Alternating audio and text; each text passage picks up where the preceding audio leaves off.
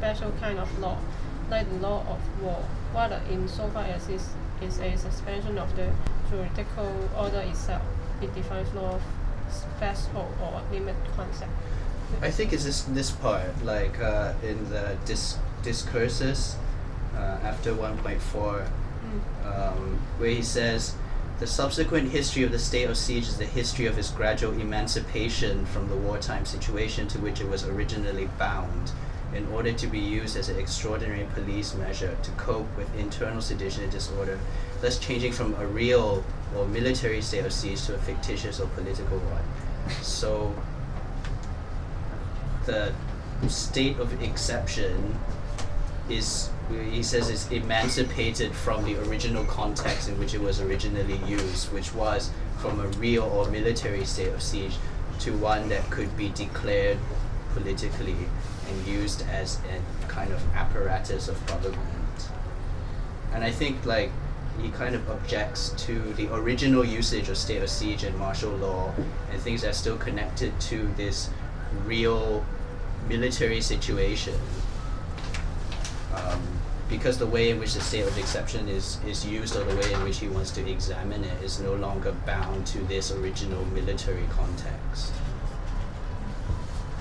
反而咧，大家睇翻1.4嗰度第2段咧，佢喺度講 terminology is the properly poetic moments of thoughts that terminological choices can never be neutral.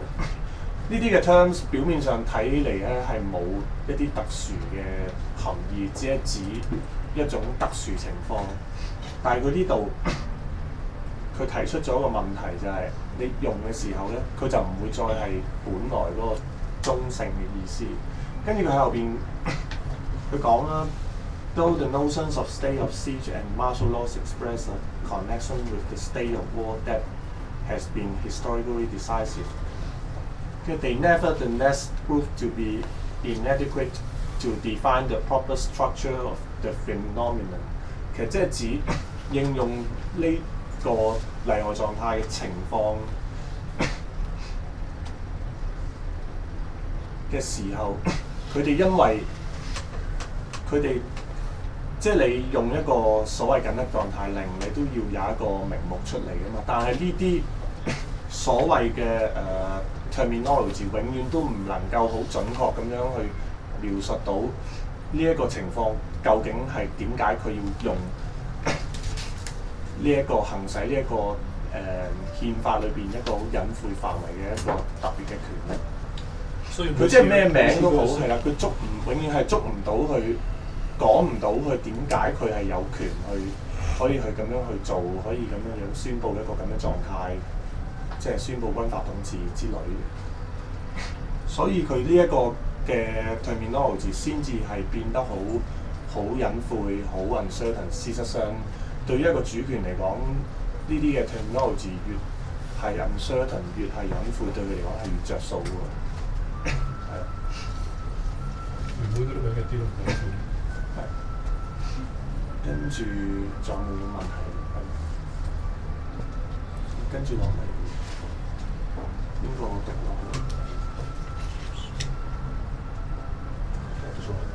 去？或者我讀啦，係啊，或者我嚟啊。The expression full power, plein pouvoir, which is sometimes used to characterize the state of exception, refers to the expansion of the powers of the government, and in particular the conferral on the executive of the power to issue decrees having the force of law. It derives from the notion of plenitudo potestatis, which was elaborated in that true and proper laboratory of modern public legal terminology that was canon law. The presupposition here is that the state of exception entails a return to an original pragmatic state in which the distinction among the different powers, legislative, executive, etc., has not yet been produced. As we will see, the state of exception constitutes rather a canonical state, an emptiness of law, And the idea of an originary indistinction and fullness of power must be considered a legal mythology analogous to the idea of the state of nature. And it's not by chance that it was precisely Schmidt who had recourse to this mythology. In any case, the term full powers describes one of the executive powers' possible modes of action during the state of exception, but it does not coincide with it. Between 1934 and 1948, in the face of the collapse of Europe's democracies, the theory of the state of exception, which had made a first isolated appearance in 1921 with Schmidt's book Dictatorship, saw a moment of particular fortune. But it's significant that this occurred in the pseudomorphic form of a debate over so-called constitutional dictatorship. This term, which German jurists had already used to indicate the emergency powers that Article 48 of the Weimar Constitution grants the President of the Reich, Hugo Kreuz, Reichsverfassungsmäßiger Diktatur, was taken up again and developed by Frederick M. Watkins. The problem of constitutional dictatorship, Karl J. Friedrich, constitutional government and democracy, and finally Clinton L. Rossiter, constitutional dictatorship, crisis government in the modern democracies. Before then, we must also at least mention the books by the Swedish jurist Herbert Tingsten, Les pleins pouvoirs, l'explosion des pouvoirs gouvernementaux pendant et après la Grande Guerre. While these books are quite varied and as a whole more dependent on Schmidt's theory than a first reading might suggest, they are nevertheless equally important because they record for the first time how the democratic regimes were transformed by the gradual expansion of the executive powers during the two world wars and more generally by the state of exception that had accompanied and followed those wars.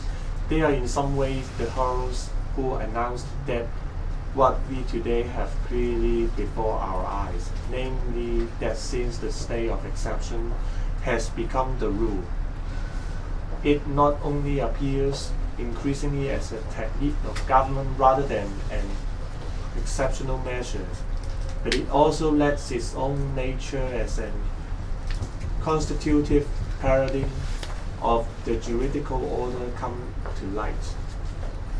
不如呢度停一停啦，大家有咩要想講？我想問一問咧，一點之前嗰段咧，有一個 comment 係話 ，It is not by chance that it was precisely Schmidt who had recourse to this mythology。呢一句係咩？即係呢個 comment 係咩意思？有冇人有咩回應？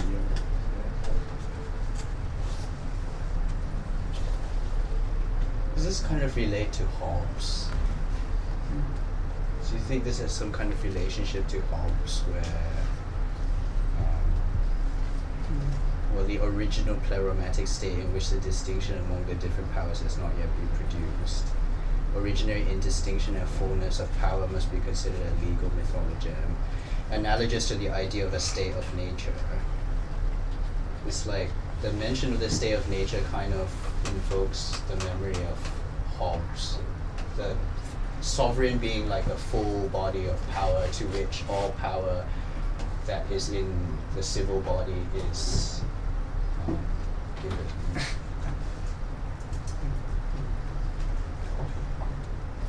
佢頭先講，因為 Carl Schmitt 咧嗰個理論好大程度上係受 Thomas Hobbes 一個英國嘅一個政治學家影響。咁而 Thomas Hobbes 生活嗰個年代係一個內戰嘅年代，有少似 Carl Schmitt 個嘅社會啦。咁佢裏面假設咧一個主權咧就好似一個即係利維坦一個好似一個 subject 咁樣，係由無數人咁去 surrender 佢嘅主權，去成立一個利維坦嘅政府咁。咁而呢度比較有趣係佢 legal mythology， 即係其實呢一個利維坦其實本身係一個神話嚟㗎嘛，佢係一個。我想問咧，佢呢個字同 myth 有乜分別 mythology 神話術語係嘛 myth 即係神話咯 ，mythology 即係神話定咯。No, but the word is mythology. Mythology 呢個係。跟住裏邊個意思大概。即係 consider legal myth， 好似我真係就覺得可以用呢一種特別咯。神話詞彙啊嘛。係啊係。哦，係咯，個神話詞彙。心詞啊。係。OK。同埋裏邊所講嗰個假設，即係每個人交出主權之前係一個，佢都會講 state of nature 一個自然狀態。咁自然狀態呢一個都係一個假設嘅情況，就係話其實嗰個情況就係每個人都係一個自己一個主權啦。咁唔係我諗點解佢用個 myth 係好特別嘅講法，因為其實即係自然狀態喺 Hobbes 嚟講係佢為咗 ground 國家嘅出現。而呢個好有趣，因為喺我哋現實嘅歷史裏邊，從來都冇人話俾我哋聽，真係有一個自然狀態啊嘛。即係我哋從來嘅國家出現都唔係有一日，可能我哋呢個自然狀態，跟住可能我得唔係啲掂咯，可能我哋脫離自然狀態啦。即係呢件事冇發生啊嘛。但係我哋又用呢個作為一個意象咧，去話俾我哋聽，其實國家大概係點樣走出嚟。而呢個 exactly 就係神話嘅意思啊嘛。即係神話，譬如聖經嘅神話就係你有創世神話，我唔知道世界係點嚟嘅。但係有一個咁樣嘅神話話俾你聽，大概咧呢個世界可能係咁樣出現，即係有一班 origin 嘅東西嚟嘅。咁當然呢個 mythology 比神即係比聖經嘅神話有多重意思嘅，即係其實都唔係多重，即係都有對等嘅意義。直接意思就係係即係佢唔係即係其實對等嘅意思就係話呢個神話咧，雖然我哋唔知佢係咪真嘅，但係佢成為一種對於我哋建立政府嘅啟示。然後佢再賴埋落去 state of exception 呢個問題上面。即係例外狀態，其實亦都係一個有同等嘅 mythology 嘅地位嘅東西嚟嘅，應該係。我理解其實呢個神話詞彙係相對於即係所有一個 causal relationship 或者一個 order， 即係佢講緊嘅就話我而家去形成一個法律嘅判決，其實我唔需要任何解釋，或者我冇得解釋。